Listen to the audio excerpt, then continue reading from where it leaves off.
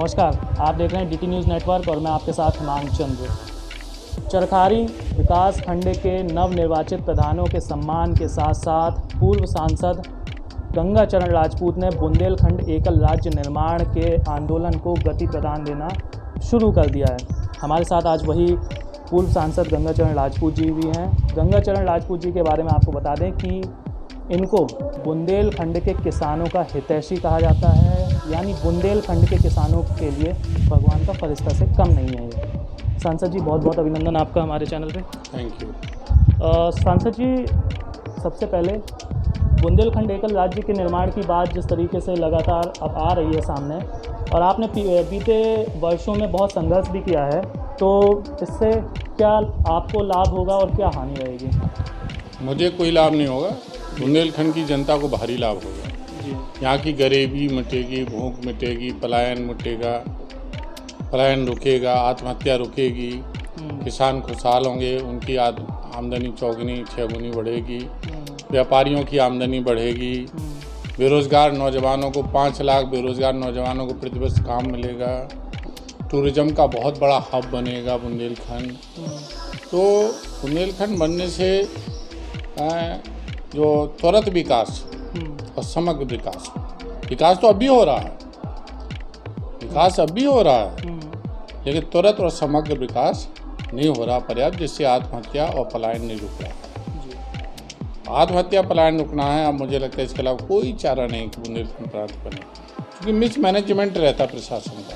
जब छोटा प्रांत होगा तो जो मुख्यमंत्री बनेगा तो उसका मैनेजमेंट सख्त रहेगा, भ्रष्टाचार रुकेगा। और जब नया प्रांत बनता है तो केंद्र सरकार से अलग से बजट आता है, स्पेशल दर्जा रहता है 5 साल तक, और इनकम टैक्स में एग्जम्पशन रहता है तो उद्योग आते हैं। इसी तरह हाई कोर्ट बनेगा तो लोग सरकारी वकील जज बनेंगे। एक कैडर बनेगा बुंदेलखंड का सरकारी, चपरासी से लेकर डीएम तक का बुंदेलखंड का बनेगा। 5 लाख लोगों को नौकरी मिलेगी, डॉक्टर, इंजीनियर, दरोगा, सिपाही, एसडीएम, तहसीलदार, कानून को सब बनेंगे। राजपूत जी, अगर मैं एक रिपोर्ट की बात करूं तो एक रिपोर्ट के हिसाब से उत्तर प्रदेश के बुंदेलखंड प्रांत से लगभग 350 करोड़ का राजस्व सरकार को जाता है, और मध्य प्रदेश के बुंदेलखंड प्रांत से लगभग 550 करोड़ का राजस्व जाता है। तो अब इससे कितना हमको, लेकिन अगर देखा जाए तो हमारे विकास के लिए, हमारे प्रांत के विकास के लिए 10% भी पैसा नहीं आता है सरकार की तरफ से। क्या कहेंगे आप, क्योंकि आप खुद ऑलरेडी गवर्नमेंट के एक अभिन्न अंग रहे हैं? ये आंकड़े आपके सही नहीं हैं जी। जब प्रांत बढ़ेगा तो आंकड़े बढ़ेंगे, राजस्व बढ़ेगा। नहीं, मैं पहले की बात कर रहा हूँ।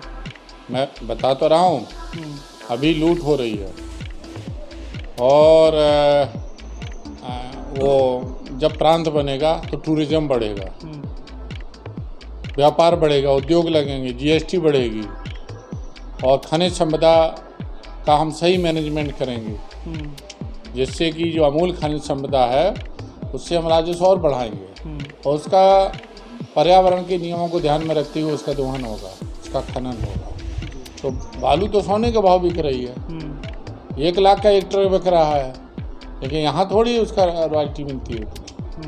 तो ये तमाम चीज़ों से राजस्व बहुत ज़्यादा बढ़ेगा। ये नहीं कहा जा सकता कि इतने राजस्व से प्रांत कैसे, उत्तराखंड कैसे चल रहा है। बताइए, जब उत्तराखंड नहीं बना था तब उसकी हालत क्या थी और आज हालत क्या है जी। आज अग्रणी प्रदेशों में उत्तराखंड हो गया, टूरिज्म में सबसे ज़्यादा डेवलप। टूरिज्म में आप चले जाइए, छत्तीसगढ़ कितना आगे बढ़ गया है जी। झारखंड और ये अपना तेलंगाना कितने आगे बढ़ गया है जी। छोटे राज्यों का मैनेजमेंट अच्छा होता है, तो मैनेजमेंट जब अच्छा होगा, भ्रष्टाचार से रोक लगेगी, यहाँ के लोगों का शोषण रुकेगा। हर अधिकारी बगैर पैसे का कोई काम नहीं कर रहा। थाने में जाओ तो पैसा, ब्लॉक में जाओ तो पैसा, तहसील में जाओ तो पैसा। सवाल ये है कि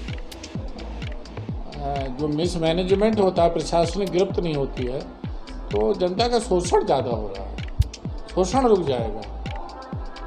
22 के चुनाव की वजह से ये बुंदेलखंड राज्य और पूर्वांचल राज्य की बात आ रही है क्या सामने? देखिए, हर चीज़ चुनाव से ही होती है, इसमें कोई दो राय नहीं है। मैं कह रहा चुनाव के समय जब हम लोग वोट मांगने जाते हैं, वो कहते हैं सड़क बनवाओ तब वोट मिलेगा, हैंडपम्प लगवाओ तब वोट मिलेगा, अस्पताल बनवाओ तब वोट मिलेगा। तो उसमें बुरी बात क्या है? हम कह रहे कि हम तब वोट देंगे जब बुंदेलखंड बनेगा। जनता जिस दिन सोच लेगी बन जाएगा, इसमें बुराई क्या है? हम अच्छी चीज़ मांग रहे हैं। चुनाव तो सत्ता के लिए होता है, तो बुराई क्या है इसमें? कोई अच्छी चीज़ एजेंडा हो गया और सत्ता मिले तो अच्छी चीज़ है ना। चुनाव ना हो, वोट ना हो तो क्या इतनी लोगों की डिमांड पूरी होती क्या? आज किसानों को सम्मान निधि मिल रही है, किसानों के कर्जे माफ़ हो रहे हैं, तमाम चीज़ें हो रही हैं। सब वोट के चुनाव की वजह सत्ता के लिए तो हो रही है। बुराई क्या है इसमें?